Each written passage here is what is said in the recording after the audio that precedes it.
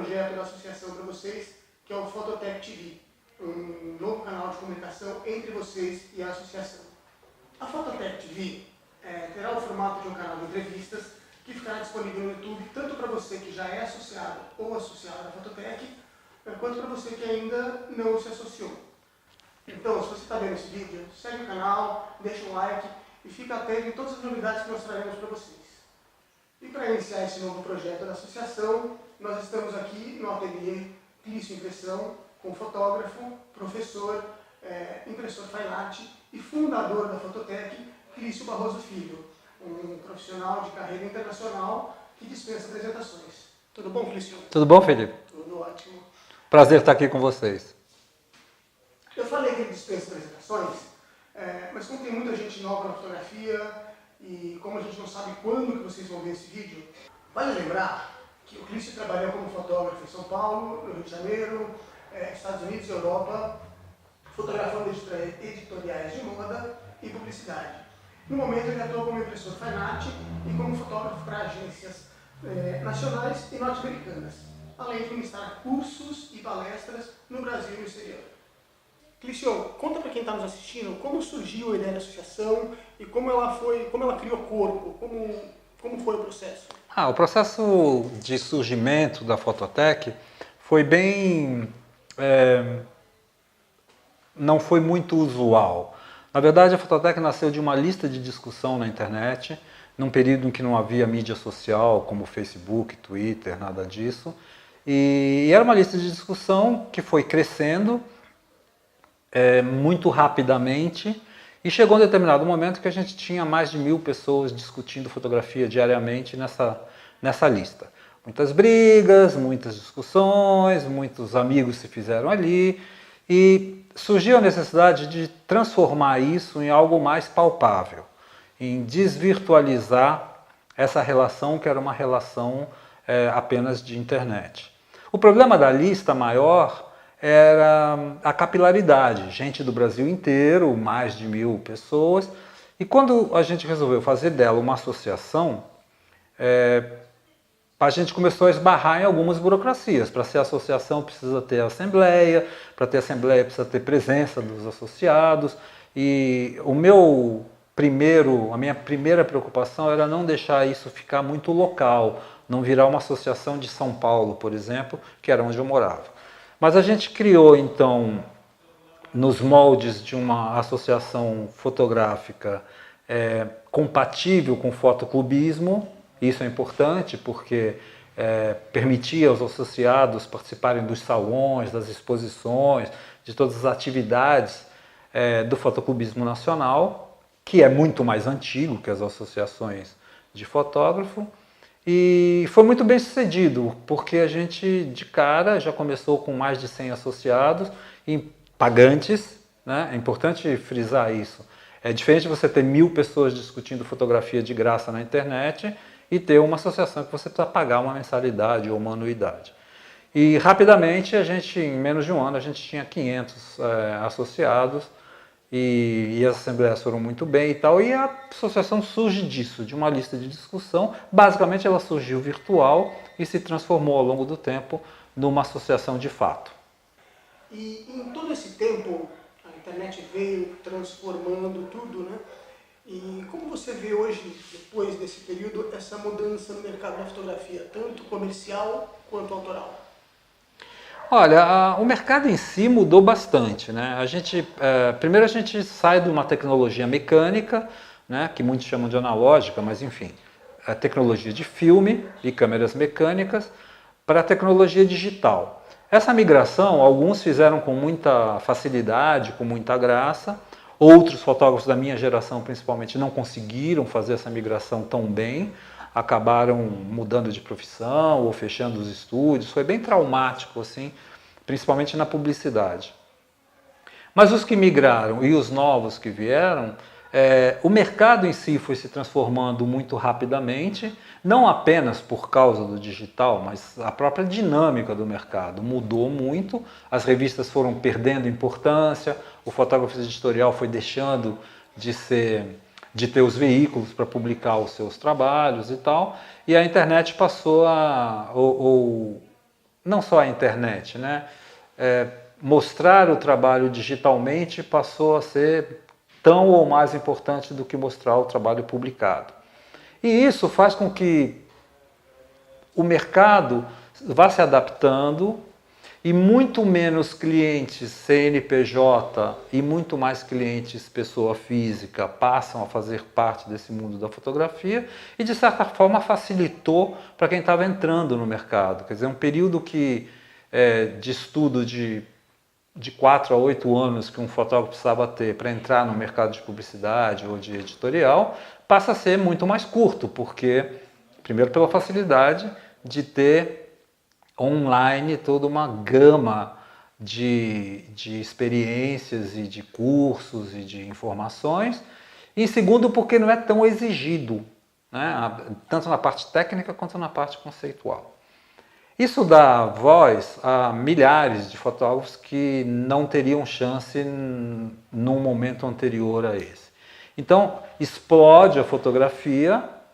É muito bom para a fotografia esse movimento todo, é muito bom que tenham milhões e milhões de pessoas fotografando, mas não é tão bom para o fotógrafo profissional, porque a concorrência é muito maior, os preços caem automaticamente e passou a ser mais difícil viver da fotografia, única e exclusivamente da fotografia, por causa basicamente da competitividade dos valores mais baixos. Óbvio que tem exceções e óbvio que tem um monte de gente que vive da fotografia, não é essa a questão, mas assim, a concorrência é muito maior. Então a dinâmica do mercado, do próprio mercado, fez com que isso mudasse rapidamente.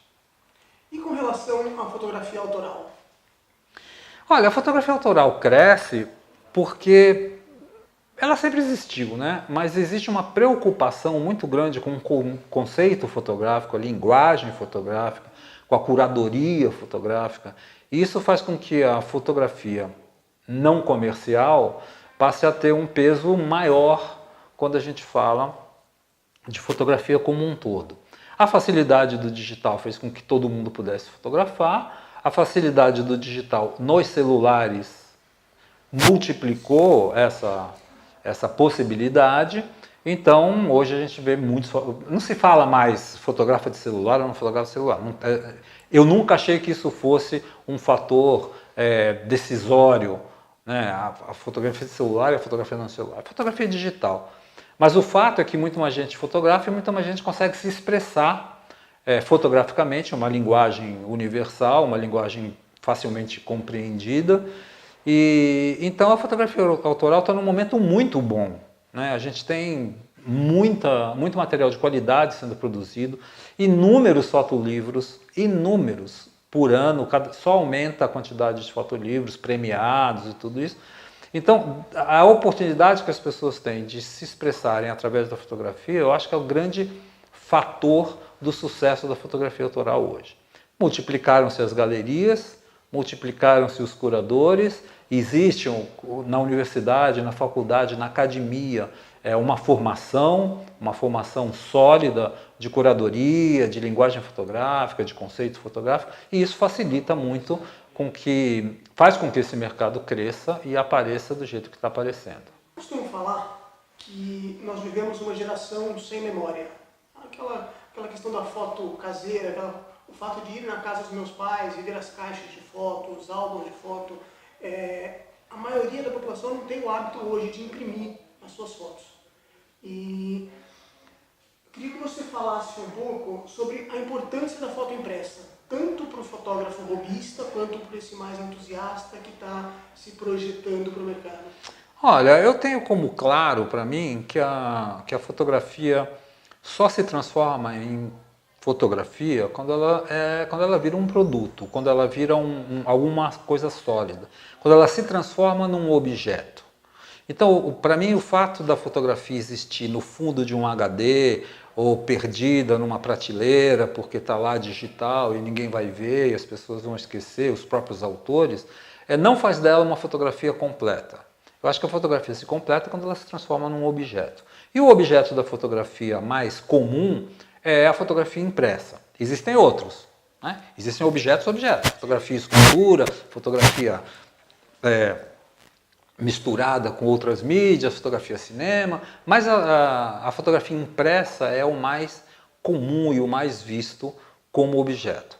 E eu acho que não imprimir as suas fotos, sejam elas as suas fotos profissionais de portfólio ou as suas fotos pessoais de memória, faz com que você esqueça delas, né? Elas se perdem, elas somem, elas desaparecem. Mesmo com as mídias sociais, isso ocorre. Você coloca lá uma foto no Facebook há 5 anos atrás, ou no Instagram, isso vai rolando na timeline, isso vai desaparecendo, chega uma hora que muda o dono, muda na tecnologia, e essas coisas somem e você não tem mais, né? Aconteceu várias vezes, a gente sabe disso, desde Orkut, enfim.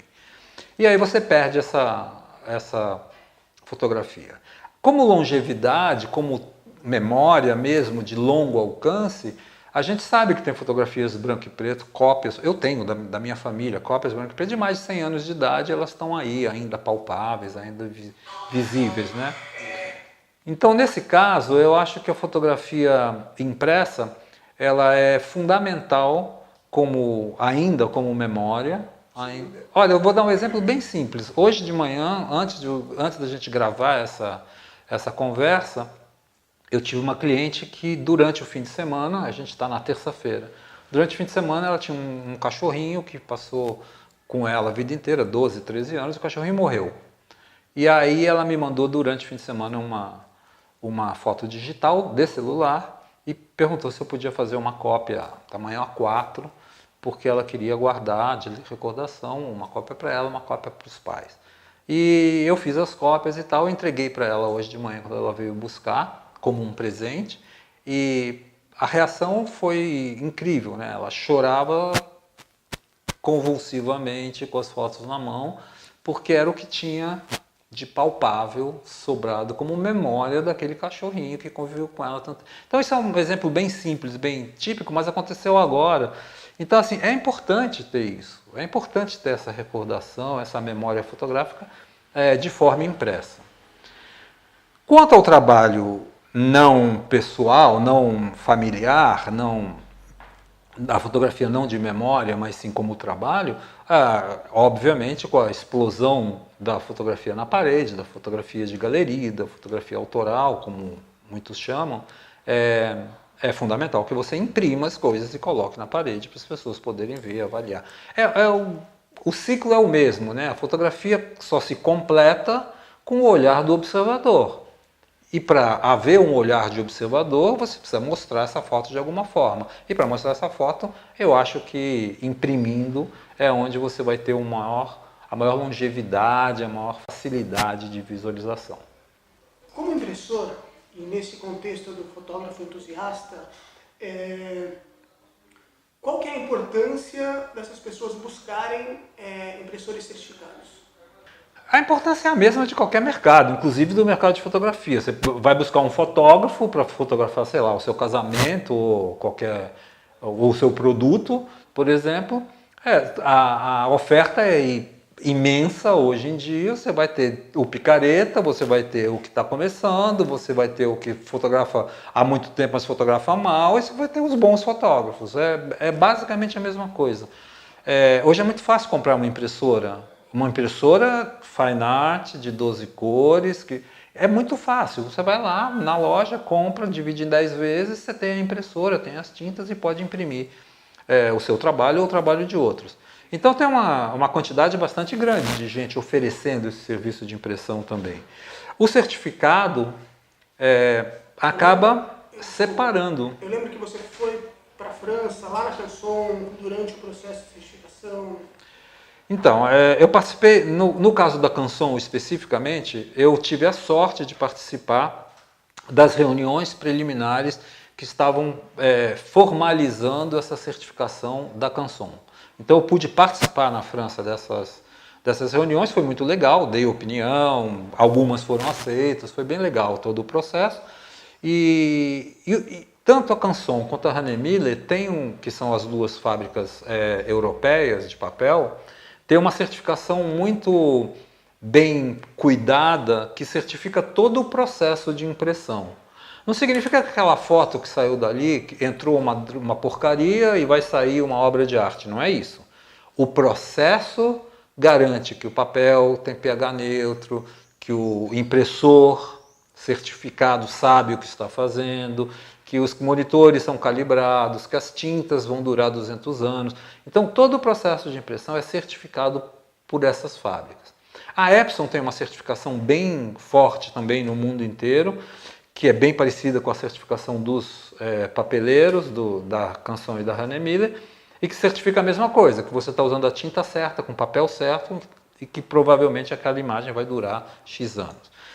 Na maior parte das vezes é difícil conseguir a certificação, porque depende dos comitês, que são europeus ou americanos, e os caras têm que vir para cá, analisar o teu espaço de trabalho, ver qual é o seu workflow, qual é o seu processo, para poder te certificar. Então não são muitos certificados.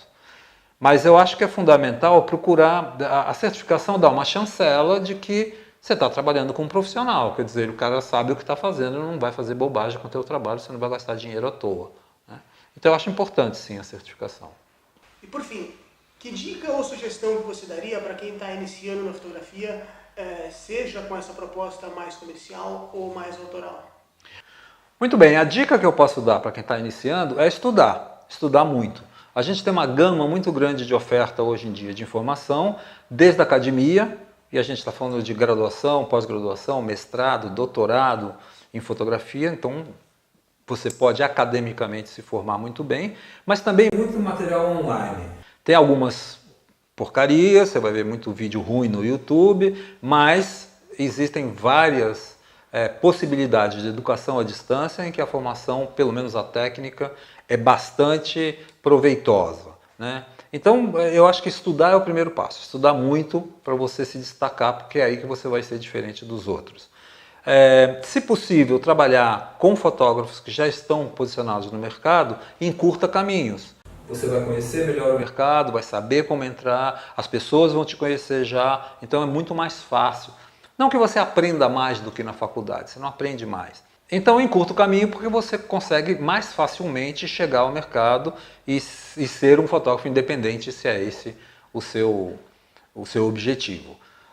Aonde fica mais difícil, eu acho que é o fotógrafo contratado, né? Cada vez menos a gente tem essa figura do fotógrafo funcionário, que recebe salário, tudo isso. Eu não acho que seja uma boa ideia você preparar a sua carreira para ser um fotógrafo.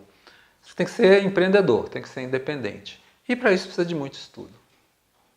Clício, e com relação à certificação da Adobe? A certificação da Adobe é bem dificinha, viu? As pessoas acham que é facinho e tal, não é não. É uma certificação bem séria também. Você tem que se dedicar a estudar, sei lá, pelo menos 6 meses, como se fosse um vestibularzinho, né? E aí você entra numa sala totalmente auditada, totalmente controlada, tem um computador na sua frente, esse computador está conectado com a Adobe lá em San José, na Califórnia, o certificado é em inglês, a prova é em inglês, e aí para cada um que está ali é uma prova diferente na sala, você faz a prova e o resultado sai na hora, é bem legal, uma pontuação vai de 0 a 100, né? Passando do Photoshop acho que é 75 a nota de corte, e do Lightroom acho que era 65 e tal. Você certifica, faz uma prova de um certificado, depois de um software, depois faz uma outra prova do outro software, aí você é certificado. Eu sou certificado nos dois, Photoshop e Lightroom. Clício, obrigado pelo... Imagina, um prazer falar para vocês. Imagina. Tá bom? E é isso aí, pessoal. Em breve tem novidades para vocês aqui na Fototec TV.